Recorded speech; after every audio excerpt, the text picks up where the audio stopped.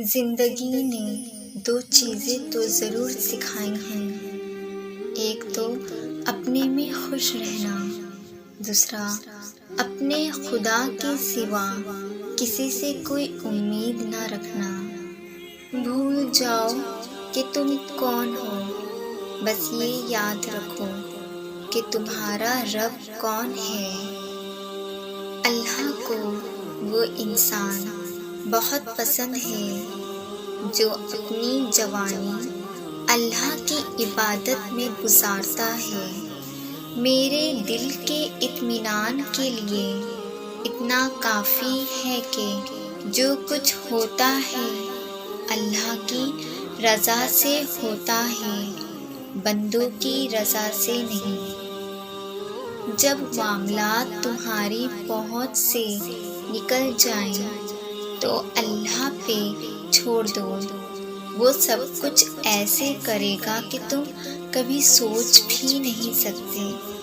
اللہ کی حد توڑنے پر اللہ کچھ نہیں کہتا، مگر وہی حد آپ کو بے حد اور بے انتہا توڑ دیتی ہے، اور پھر رب ہی ہوتا ہے جس سے رجوع کرنے پر وہ آپ کو جوڑتا ہے، اور تم رب سے بڑھ کر اپنا کسی کو نہیں پاؤ گے۔ جن لوگوں نے اللہ کو چھوڑ کر دوسروں کو اپنا مددگار بنا رکھا ہے، ان کی مثال مکڑی جیسی ہے۔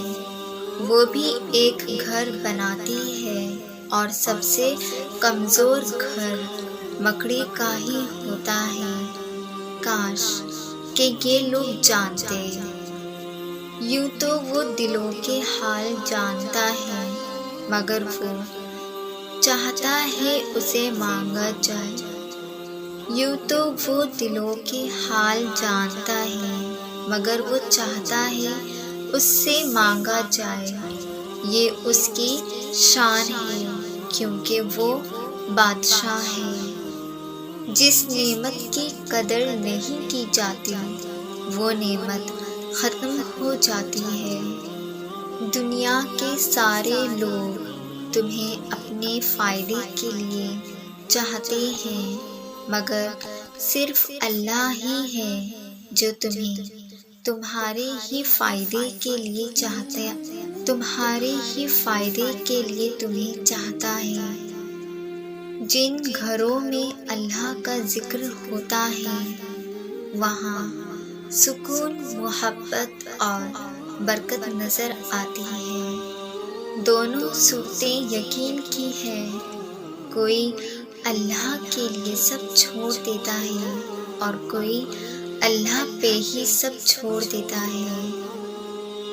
مذہب میں سے انسانیت اور خدمت نکال دی جائے تو صرف عبادت رہ جاتی ہے، اور محض عبادت کے لیے پروردگار کے پاس فرشتوں کی کوئی کمی نہیں۔ دولت دنیا کی ہو یا ایمان کی، جتنی بڑھتی جائے گی اتنی نیند کم ہوتی جائے گی۔ خوبصورتی تو ختم اور تبدیل ہو جاتی ہے، لیکن سیرت نہ تو ختم ہوتی ہے نہ تبدیل۔ سورہ یوسف ہمیں سکھاتی ہے کہ بیمار صحت یاب ہو جاتے ہیں، کھوئے ہوئے مل جاتے ہیں، مشکلیں آسانیوں میں بدل جاتی ہیں، غم خوشیوں میں بدل جاتے ہیں، اور بے شک سب اللہ کے حکم سے ہوتا ہے، اور دنیا کی زندگی دھوکے کے سوا کچھ نہیں۔ ہزاروں سوچیں الجھاتی ہیں مجھے، اور ایک سجدہ سلجھا دیتا ہے سب سے اچھی طلب اللہ کی طلب ہے، اور سب سے اچھی یاد اللہ کی یاد ہے۔ اپنی نیکی چھپانا آپ کی سوچ کا امتحان ہے، اور دوسروں کے گناہ چھپانا آپ کے کردار کا امتحان۔ قبر کی تنہائی سے پہلے بھی قدرت ہمیں کئی بار تنہا کرتی ہے تاکہ ہم خالق سے تعلق کی مضبوطی سمجھیں۔